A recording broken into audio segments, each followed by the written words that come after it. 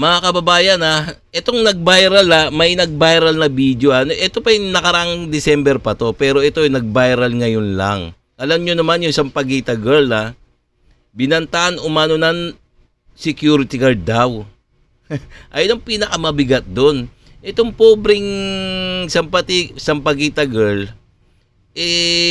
nagbebenta ng sampagita para sa kaniyang baon at makatulong sa pamilya. Alam nyo naman na ang sampagita diyan sa harap daw ng SM Mega Mall.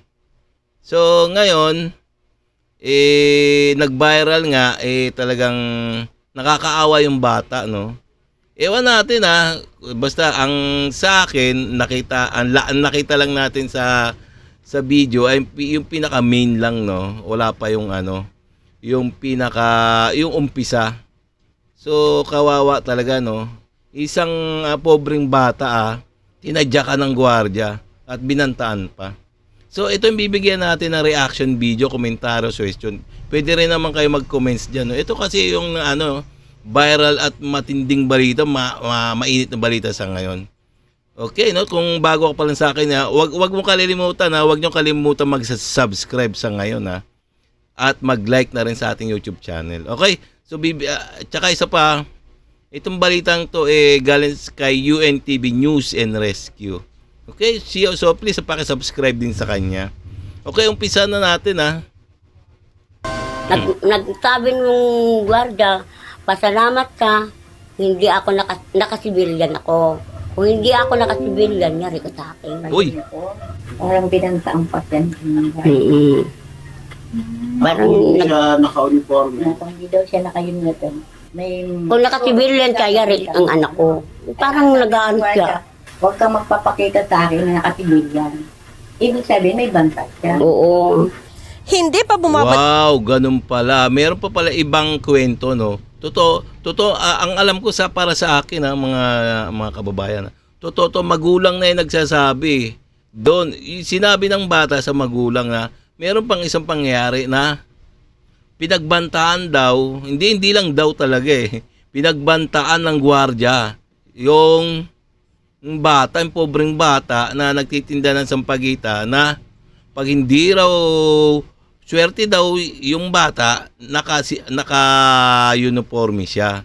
Pero pag naka-civilian daw siya, kawawa talaga daw, may patutunguhan daw parang gano'n, may kalalagyan daw yung bata. Parang gano'n pinagbantaan ng security guard. So nakakatakot naman talaga yun yung bata pagbabanta mo ng gano'n. Siyempre matatakot talaga yun na trauma talaga Ayun ang kwento ng ng kwento ng nanay mismo ng ng bata. Balik sa pagtitinda ng sampagita, ang babae sa viral video na ipinagtatabuyan ng gwardiya sa labas ng isang mall sa Mandaluyong City. Sinabi ng nanay nito sa interview ng UNTV, natakot ang kanyang anak dahil binantaan umano ito ng gwardiya. Maging ang kakambal ni Sampaguita girl ay hindi na rin daw makapagtinda matapos ang insidente dahil sa takot. Kaya naman, apektado aniya ang kita ng mga ito na siyang ipinangbabaon nila at ibinibili ng pangangailangan sa eskwela. Gusto ang mga anak ko makakatapos mag-aaral. Gusto talaga sila mag-aaral. Sabi ko kung gusto nung gusto nilang tumulong sa sarili nila para makatapos pag-aaral. Kaya nga gumawa silang paraan, tindas nila para may pang-baon, pang-pamatahe, project, pambay school. Kaya talaga nagsikap talaga sila sa sarili nila para makatapos pag-aaral. Si Sampaguita girl ay medtech student habang nursing student naman ang kakambal nito sa isang pribadong eskwelahan sa Maynila. Tingnan nyo naman Tingnan nyo naman. Nagsisikap ang mga bata para makatapos ang pag-aaral. Ang ginawa nila, wala silang kayahiyang nagtinda ng mga sampagita.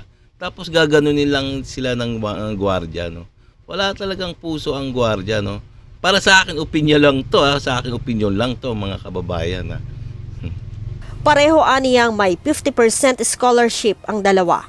Kaya naman, masigasig sa pagtitinda ang mga ito para makaipon ng pambayad ng natitirang 50% na tuition fee. Ang pag-aaral nila po, ma'am, hindi ko kayang tustusan. sa hirap ng buhay natin, di Yes, ba? tingnan nyo naman ha. Wala naman kung sapat nga ibibigay sa kanya sa edukasyon. Kasi ang hanap buhay namin, ito lang, di ba?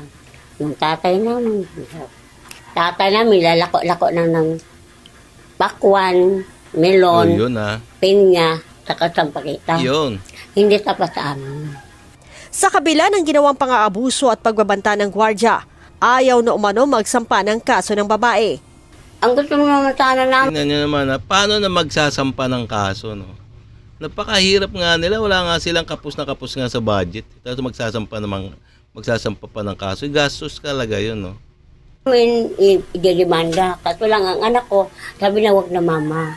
Iurong na lang natin. Baka pa, katulad din sa ating mahirap, kawawa naman yung nag-aaral. Pakiusap na lamang ng nanay sa gwardya. Ang gusto ko naman mangyari, kung anong sinasabi niya sa anak ko, wag naman ituloy. Magbati na lang silang dalawa nga. Parehas naman silang mali. Kung may mali naman siya, may mali ang anak ko, mag-ano na lang sila, magbati na lang. Ayun ko nung, siyempre, ang iniisip ko, malayo ang school. Baka mamaya, ano mangyari sa anak ko. May apila pa si nanay sa security. Tingnan nyo na yan ha. Napakabait pa talaga ng pamilya ng bata, no? Hindi na raw magsasampa ng kaso. So talagang swerte talaga ng gwardiya, no? Swerte talaga. Hindi na magsasampa ng kaso. Ewan natin ha. Kaya diretso pa natin. Security guard. Hindi naman tumasama ang sampagita kasi nagtitinda na, nag-aalok lang naman to sa mga tao. Kung magbibenta o hindi, okay naman sa kanya. Kung hindi naman nagnanakong anak ko, at saka hindi naman sigkatong anak ko. Talagang nagtitinda para sa iyang pagbabaon, Yes, pamasahe kawawa naman. sa pag-aaral niya. Ang PNP Supervisory Office on Security and Investigation Agency o SOSYA, pinadalhan na ng SOMON ang gwardya upang mag-report sa Campo Crame hanggang Lunes. Ayon kay Civil Security Group spokesperson, Police Lieutenant Colonel Yudy San Goltiano, kung hindi ito magpapakita, maaaring isampa na ng SOSYA ang administrative complaint laban dito. Yun. Sa security guard, no, Yun. Magsasampa. Patay na. Magsasampa ng kaso ang PNP.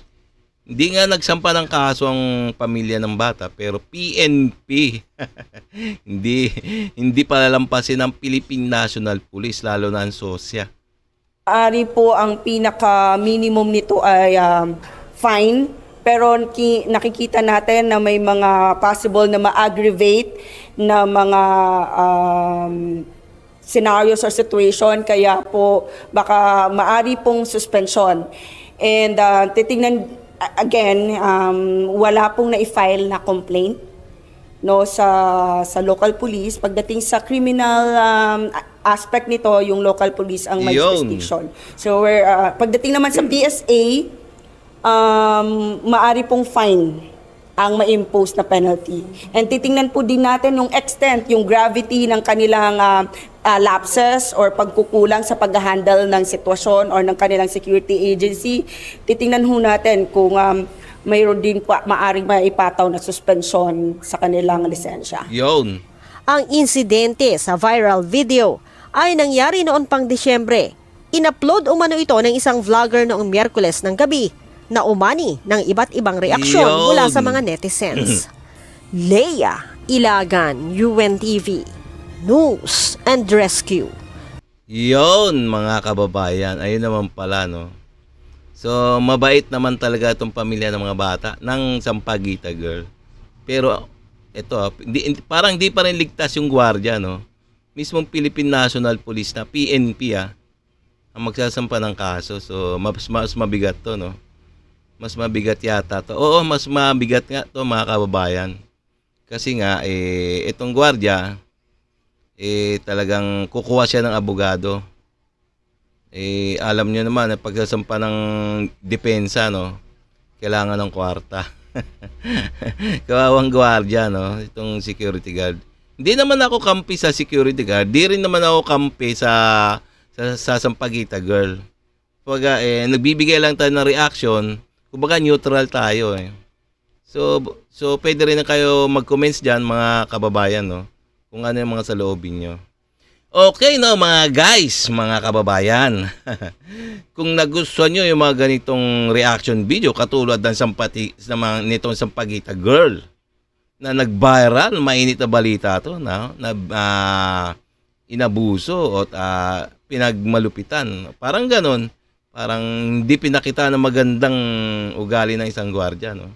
Ito yung mainit na balita, no? So sa ngayon, so kung nagustuhan nyo yung mga ganitong mga reaction video, please huwag nyo naman kalilimutan mag-subscribe and like sa ating YouTube channel. Okay, no? So hanggang dito na lang tayo, mga kababayan.